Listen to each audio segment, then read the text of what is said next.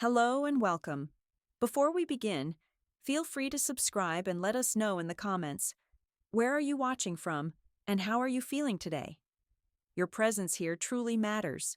They told me it was just for a while. Just stay in the garage, Mom. We need the space. They smiled when they said it, like it was a gift. I said nothing. Not then. But there's a silence that grows teeth if you starve it long enough. And one night, they laughed while locking the door, not knowing I held the kind of key they'd never understand. It started with a fall, not the kind that makes headlines, just a simple, ungraceful slip in the kitchen while reaching for the top shelf. My hip throbbed for days, but I told no one at first. You learn to live with pain when it comes on slow and stays like a house guest who never takes the hint. But eventually, David noticed the limp. He came by one Saturday morning, unannounced, as always, and caught me leaning too long against the countertop. That's how the conversation began. Or rather, how the arrangement was made. "We've got the space," he said, sipping coffee like this was casual, like it wasn't the beginning of something heavier than boxes or plans. "And the kids would love having you around more. Plus, we could help out, make sure you're okay." Help. That word got thrown around like confetti at a sad parade. So I packed a few suitcases, left my little rental in Oak Park, the one with the crooked window I never fixed, the garden I kept going even when my knees told me not to. Told the landlord I wouldn't be renewing. I gave my bridge group a vague reason. Family needs me, and rode in the back seat of David's SUV with my bags wedged between the car seats. Elliot and Grace were watching cartoons on tablets. Sandra didn't come to help. She texted instead, "Excited to have you here. We'll make space cozy for you in the garage." The garage. They'd cleared it out, added a rug and a twin bed, strung some string lights above a low dresser, like ambiance could cancel out the chill of concrete floors and the scent of motor oil that clung to the walls. It was technically insulated, and technically had a heater. One of those buzzing wall units that only warmed your shins if you stood right in front of it. I smiled, said thank you, and set my bag down like a good guest. David kissed the top of my head. "It's just temporary, Mom. We'll figure out something better soon." Temporary. That was 3 months ago. By the second week, I was making breakfast. By the third, I was walking Grace to preschool, while Sandra finished yoga in the den. I folded laundry while the baby napped.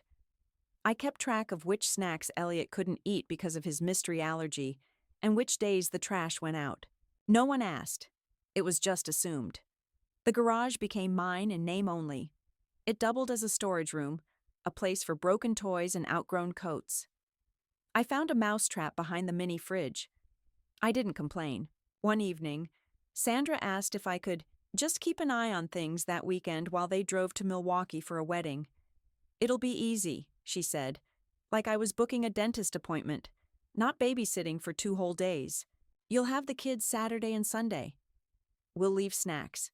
They love grandma time." There was no asking, just a script being read, a part I was expected to play. I nodded. Because what else do you say when you're living in someone's garage? Saturday morning, I was up before the kids. I made pancakes from scratch, even though my back had flared up again. Grace wanted chocolate chips. Elliot had a tantrum because his blue bowl was in the dishwasher. Sandra texted mid-morning, "Flight delay, don't worry. Maybe back late Sunday night instead." I looked at the clock. It wasn't even 10. By 5 that evening, I was running a bath for Grace while Elliot screamed that he wanted to keep playing. I lifted her in and felt a sharp pull in my lower spine, like something had snapped, then sighed. I sat on the closed toilet lid, breathing through it, smiling through the steam. When Sandra called to say they'd decided to stay an extra day, "Just one more night. The kids are fine with you, right?" I said yes, because no didn't seem like an option anymore. That night, I lay in bed under the too-thin blanket, listening to the hum of the house above me.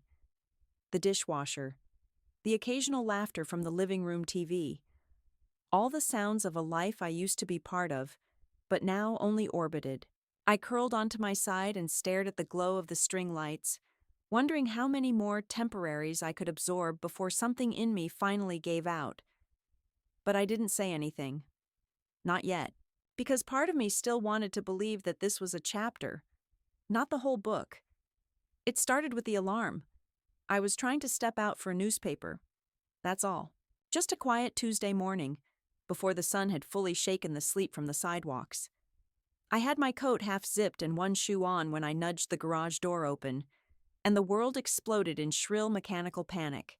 The alarm screamed like a siren built to shame. Red lights flashed somewhere inside the house. I froze, still clutching $3 in my fist for the paper machine. Within minutes, the police were at the curb, 2 squad cars and a flashlight cutting across my driveway, like I was a felon crawling through the bushes. A young officer stepped out, one hand near his holster. The other held a flashlight, pointed straight into my face. I lifted my free hand, slow and steady, like I'd been taught during drills back in high school. "I live here," I said, louder than I expected. "Well?" "I stay here." He asked for ID. I shuffled back into the garage, fingers fumbling for my wallet. By the time I came back out, a second officer had joined him. The neighbors across the street were peeking through their blinds like it was a matinee. "Are you Helen?" the officer asked, glancing down at the license. "This address doesn't match." "It's my son's house," I said. "I'm just here for a while." The door to the main house opened then, and Sandra appeared, wrapped in David's old college sweatshirt, looking appropriately startled. "Oh my God, we're so sorry," she said, wrapping her arms around herself like she was the victim here. "She's she's family. It's a misunderstanding." She never said my name. They all laughed about it over dinner that night. How Grandma tripped the alarm. How they forgot to add her to the system after the new keypad got installed. "We'll fix it this weekend," David said, not looking up from his phone. They didn't. The next time I tried the door, the code still didn't work. I stopped trying. The house slowly closed in on itself, sealing from the inside out. The garage became less of a room and more of a storage unit with a bed in it. Boxes multiplied. David stacked office supplies next to my dresser. Grace started using my footstool as a step for her dolls. No one asked if I needed the space. No one thought I might. I asked Sandra once, just casually, if I could get a small cabinet for my own things. "There's not really space, Helen," she said, adding cream to her coffee. "And it's not like you're staying forever." That night, I noticed my vitamin D supplements were missing. I found the bottle in the kitchen junk drawer, half empty, sticky with jelly. I didn't mention it. I didn't want to sound paranoid. But the little things stacked like kindling. One morning, I caught Elliot rummaging through my purse. He looked up and said, "Mom said you keep fun stuff in here." I told David. He chuckled. "He's curious, Mom. Don't make a thing out of it." So I stopped keeping my purse on the nightstand, started tucking it beneath the bed, behind the winter boots. And then there was the day Sandra forgot to pick up my prescription. I had texted her a reminder. She'd even responded with a thumbs up. But the bottle never arrived. When I brought it up, she blinked like I'd told her a stranger's secret. "Oh, that was today? Sorry, work was crazy." She went back to slicing cucumbers for her salad. I watched her hands move. Fast, efficient, like nothing about me was urgent anymore. That night, I sat on the edge of the cot in the garage, flipping through an old binder where I kept my Medicare papers. My fingers found a crease in one of the folders, an old wrinkled copy of my living will. My name in faded ink. I closed it before I let myself read too much. The heater clicked on with a groan, spreading its warmth unevenly. Somewhere above me, the dishwasher hummed, then beeped. The door between the garage and the house had been locked since the alarm incident. They said it was for security. But I started to wonder, security for whom? Then came the day when I overheard Grace laughing in the backyard. I peeked through the side window. She was talking to the neighbor boy, pointing toward the garage. "She lives out there like Such," she giggled. "It's her doghouse," the boy laughed. Grace laughed harder. I didn't. That night, Sandra set a lasagna dish on the counter and turned to me with that brittle brightness she wore like lip gloss. "We couldn't do it without you, you know. You're such a big help." I smiled and nodded. My hands smelled faintly of bleach and ground turkey. Later, when everyone was asleep, I stood in the dark of the garage and counted the boxes on the shelf that weren't mine. 7. I ran my palm across the top of the one marked Thanksgiving decor. Dust clung to my skin. I hadn't even realized how much space I'd lost. I stayed up most of that night. Not out of worry or fear, not exactly, but from something deeper, duller. Like my body finally refusing to lie still in a place that didn't belong to it. I turned on the lamp, the one with the cracked base and humming bulb, and pulled out the old cedar box I kept tucked under the bed. Inside, loose photographs, a few folded letters from when people still wrote them, and a small stack of receipts I'd saved over the years without fully knowing why. I laid everything out on the thin blue quilt and began what I came to think of as the inventory. Not of valuables, not really. More like moments I'd paid for and forgotten. The down payment I helped David with when he and Sandra bought their first place.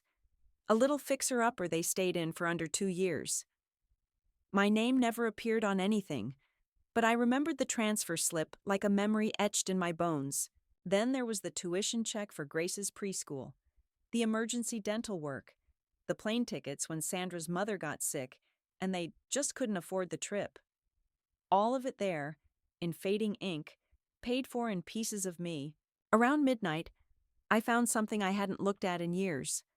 A snapshot of David, maybe 17, sitting on the curb outside the gas station near our old neighborhood. His hair was longer then, all attitude and elbows. He looked so much like Paul in that moment. Defiant, exhausted, small. I remembered the day perfectly. The station clerk had called the police after a bottle of soda slipped from David's coat sleeve. Stupid mistake. He'd begged me not to come, said he'd handle it. But I went anyway. When I got there, he was on the verge of tears, and the officer, an older man with a belly like a sack of flour, was filling out paperwork. I remember stepping between them. I told them I was the one who dropped the bottle, that I was clumsy, distracted. I paid for the drink, offered an apology that tasted like shame, and walked David back to the car. He didn't speak the whole ride home, just stared out the window like he couldn't believe I'd done it. Back then, I thought that's what love meant. Standing in front of the fire, even if it wasn't yours. Now here I was, years later, standing in a garage with no insulation, holding a piece of the past that made me wonder if that kind of love ever taught him anything at all. The next morning, I brought up the vitamin bottle again, not to complain, just to ask Sandra if she'd maybe seen it. She didn't even look up from her laptop. "If it's not in your space, I don't know," she said, as if the lines between my space and theirs were now drawn in permanent marker. Later that day, while David was at work and the kids were napping, I wandered into the kitchen to heat water for tea. That's when I saw them, a small stack of papers on the edge of the dining table. Some bills, some school forms, and one document with my name at the top. Power of attorney. I didn't touch it, didn't even breathe too loudly. Just stood there and read the heading twice to make sure my eyes weren't playing tricks on me. It wasn't notarized. Not yet, but it was filled out. My signature was already there. Slanted, shaky, familiar. I stood for a long time, blinking at it. That wasn't a copy of my signature. That was my signature. Only I didn't remember signing it. That night, when David came home, I tried, gently, carefully, to ask, "Were you working on some paperwork for me?" I kept my voice low, even pleasant. He looked confused, then annoyed. "What paperwork?" "Something on the table." Legal stuff. I just didn't remember us discussing it. Oh, that, he said, waving a hand. It's just precautionary. In case anything happens. You're not getting any younger, Mom. He said it like he was ordering takeout. Like aging was an inconvenience I was forcing on the household. Did I sign something? I asked. I mean, he shrugged. You've seen that stuff before. Maybe we talked about it last year when you were sick. Don't stress. It's not binding yet. I wanted to ask more, press further, but something in his tone shut the door. That quiet finality that told me this conversation wasn't welcome in his version of our shared reality. Later, I looked for the document again. It was gone. I couldn't prove it had been there. Couldn't prove I hadn't signed it. But I knew. In my bones. The same ones that had bent and broken for this family. I knew what was happening. And for the first time, I stopped brushing those little moments off like dust. I started seeing them for what they were. Warnings. They told me it would just be for the evening. Some work event downtown. Something about Sandra's promotion. You don't mind watching the kids, do you? She asked, already halfway into her heels. Eyeliner sharp and voice sweeter than usual. Of course, I didn't say no. I rarely did. Not because I didn't mind, but because I knew what would happen if I did. The sighs, the glances, the unspoken, well, what else do you do all day? David leaned in with a quick peck on my cheek. You're the best, Mom. Be back by 10. 11 latest. By the time they left, the kids were already half glued to their screens. Grace had a cereal bar for dinner. Elliot ate string cheese and half a banana. I didn't argue. I didn't have the energy. The night passed quietly, aside from the usual whining about bedtime and Elliot wetting the hallway rug. I cleaned up in silence, folded the blanket on the couch, turned off the lights, one by one. At a little past 10, I tried the door leading into the main part of the house to grab my heating pad, the one they always borrowed and never returned. The knob didn't budge. Locked. I jiggled it gently, then a little harder. Still locked. I checked again. My fingers turned cold, even though the heater was running. This was the first time they'd actually locked the garage door behind me. Not for security, not by mistake, just locked. I called David's phone. No answer.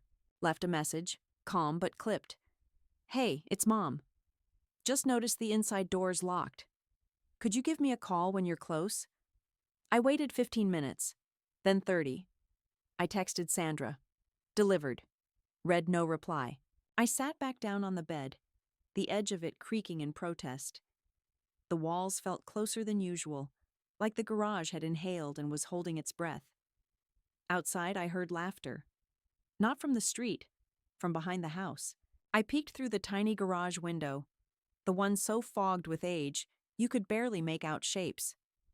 David and Sandra were out back. Not downtown, not at some rooftop event.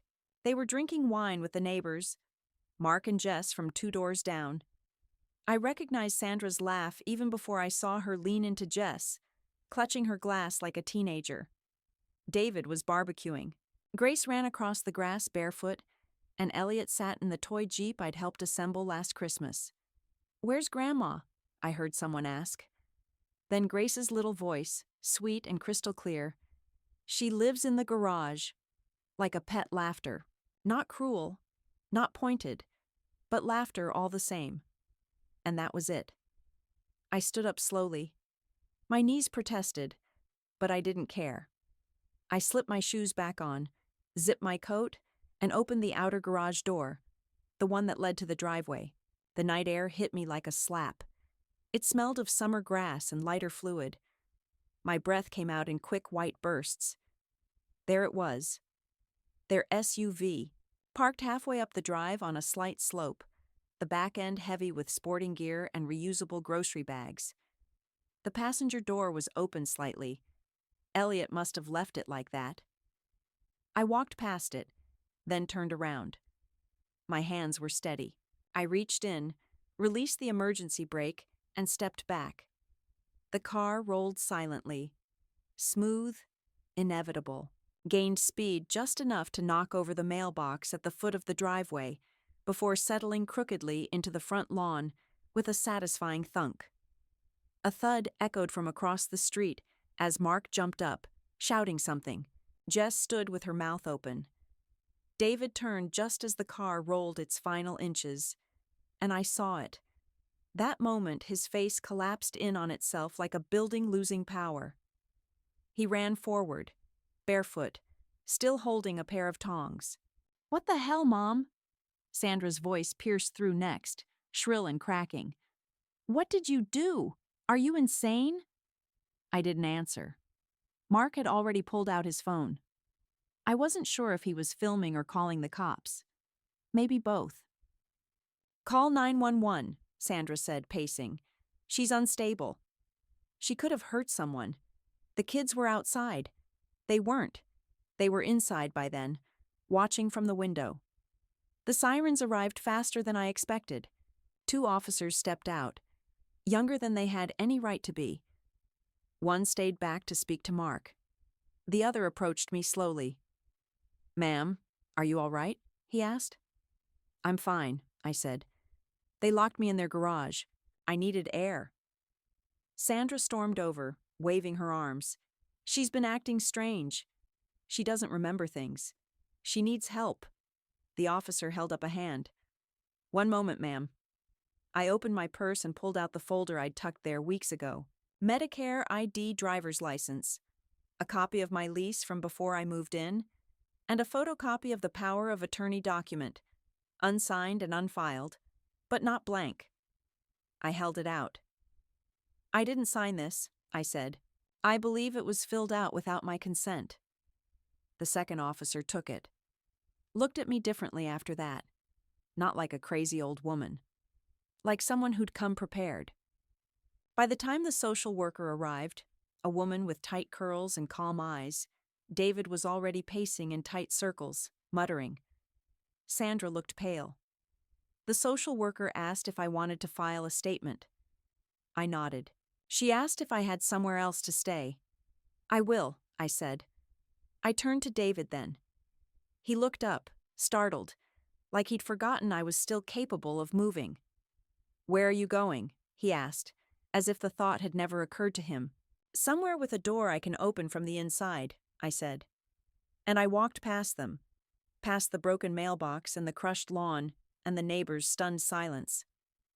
I didn't look back, not even when Sandra shouted, "You've ruined everything," because the truth was, I hadn't ruined anything. They had. I'd just stopped helping them hide it. I didn't go far that night, just 2 blocks over to Martha's place, a woman I knew from church, the kind who always wore slacks with crisp creases and spoke in complete sentences like punctuation mattered. She answered the door in her robe, rollers still in her hair, and didn't ask questions. Just opened her arms and said, "You look like hell. Come in." Her spare room smelled like lemon balm and old Reader's Digests. There was a twin bed with a proper mattress and a window that opened, which at that moment felt like luxury. I sat on the edge and finally let my body feel the weight of the last few months. My back ached. My wrists ached. My heart, most of all, ached in that hollow way grief sits, not because someone died, but because something did. In the morning, over lukewarm coffee and over-buttered toast, Martha looked at me with those sensible eyes and said, "What are you going to do now?"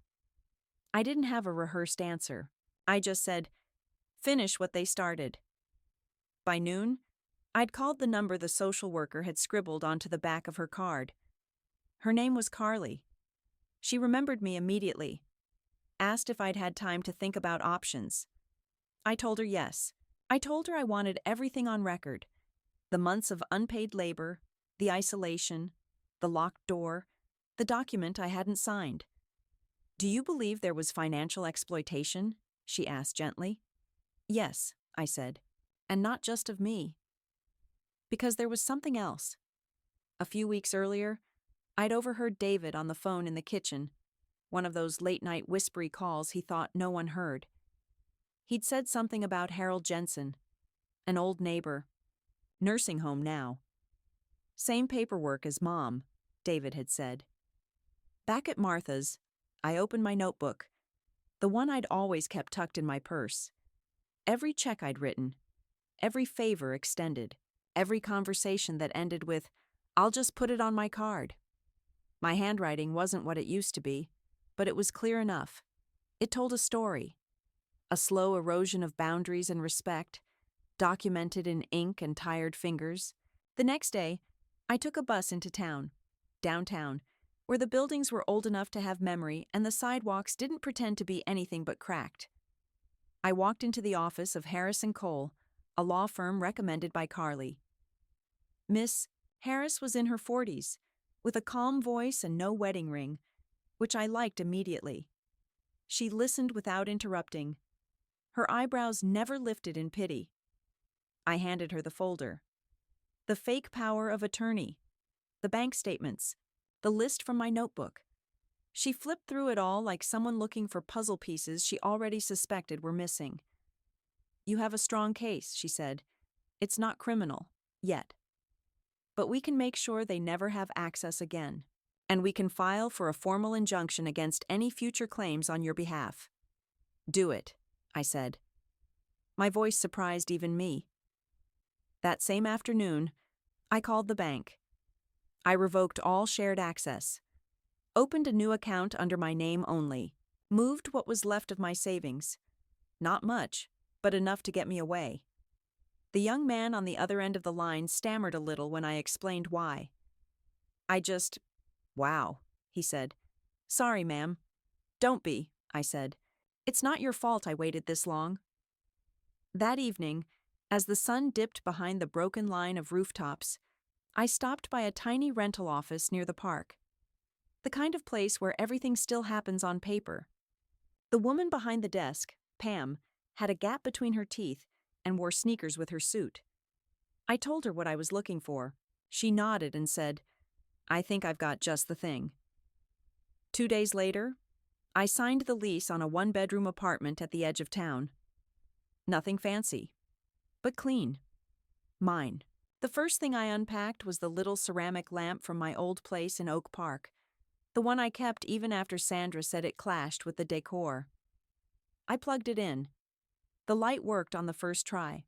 Then I opened the drawer of the nightstand, placed my notebook inside, and smiled. Outside, someone was mowing their lawn. A dog barked twice. A breeze caught the lace curtain I'd found at the thrift store and lifted it just enough to remind me, this was air I chose to breathe. I sat down with a cup of tea and stared at the new set of keys on the table. 4 of them. One for the building, one for the mailbox, one for the unit, and one spare. I slid the spare into a drawer and closed it. No one else needed a copy. The apartment smelled like pine cleaner and fresh paint. Not my scent. Not yet. But neutral, which was good enough. It had taken the movers all of 45 minutes to bring in the handful of boxes I'd kept from storage. Mostly books, some dishes, one framed photo of Paul from our trip to Lake Geneva the year before he passed. I set it on the kitchen windowsill. The frame wobbled slightly, like even it wasn't quite ready to settle. But I was. The first night alone felt strange, not because I was scared, but because no one asked me for anything. No one needed juice, or their laundry folded, or wanted to know where I'd put the extension cord. I didn't have to be quiet so someone else could take a work call. I didn't have to fake a smile for the kids when my back screamed after standing too long. I didn't have to wait for permission to use a light switch. I'd forgotten what it was like to live in silence that was truly mine. I started with small routines. Morning coffee on the balcony, even if the view was just a parking lot and a crooked oak tree, reading the paper with a yellow highlighter like I used to. I hung a calendar on the wall, circled the date I moved in. Each day that passed, I crossed off neatly. A new kind of record. A way of marking the time that belonged only to me. A week later, I received a letter from Harris & Cole confirming that David and Sandra no longer had any legal authority over my affairs. My accounts were secure. The social worker, Carly, Left a voicemail saying the report had been filed and noted. There would be a review, possibly even a formal hearing. But that didn't concern me anymore. I had more important things to do, like answer a flyer I saw posted at the library. Volunteers needed for Children's Reading Hour. Retirees welcome. I called. They were delighted. I started once a week, reading picture books to a circle of toddlers who didn't care what kind of car I drove or whether my signature matched their expectations. They only wanted dragons and silly voices. I could do that. I even made friends with one of the librarians, a woman named Beth who'd lost her husband 2 years earlier and hated silence more than I did. We started having lunch every Thursday. I brought tuna sandwiches. She brought jokes. One afternoon, while walking back from the pharmacy, I saw Sandra's car parked across from the grocery store. She was sitting inside, tapping on her phone, engine running. We made eye contact. She looked away first. I kept walking. 3 days later, a card came in the mail. From David. No return address. Just my name in his handwriting and inside, a single line. I'm sorry if we made you feel unwanted. If. I slid the card back into its envelope and placed it, unopened, into the trash. The next time I saw Grace, it was purely accidental. At the community center, during a craft fair. She was older, taller, holding Sandra's hand and licking a swirl of blue cotton candy. She spotted me before I could turn away. Her eyes lit up, and for a second, I thought she might run to me. But she didn't. She just raised her hand in a small wave, like a memory echoing across water. I smiled. I didn't wave back. That night, back at the apartment, I sat with the new lease agreement spread out in front of me. I had extended it for 12 more months. The manager, Pam, had left a sticky note. We love having you here. Let me know if you want the unit with the patio when it opens up. Maybe I would. I picked up the keys again, ran my fingers over the grooves like reading Braille. I knew them by weight now. One for the building, one for the mailbox, one for the apartment. The fourth one, the spare, still sat in the drawer where I'd placed it weeks ago. Untouched, unduplicated. I opened the drawer, pulled it out, and dropped it into a tin on the shelf. Then I stood up, locked the door with a click, and turned on my lamp. The light glowed warm and steady across the living room. No flickering, no delay. A soft wind passed through the cracked window. My curtains swayed gently, like they'd finally exhaled. And I realized then, the story they wrote for me ended in a locked garage. But the one I was writing now, it started with a key that only I carried.